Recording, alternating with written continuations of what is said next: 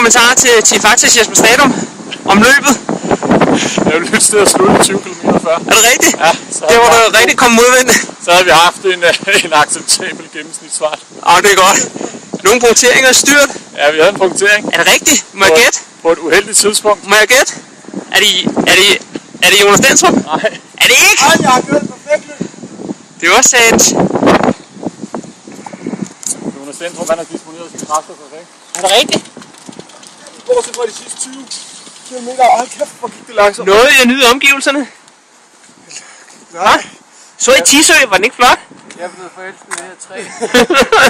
Hold kæft, man. Se nu, jeg blev bare mester på 38, 138, 138, 138. Det er klart. Så klikker jeg så op på 139. Når man kører 30. Hold kæft, hvor var det langt, mand. Men det gik godt. Ja, det var godt. Men du,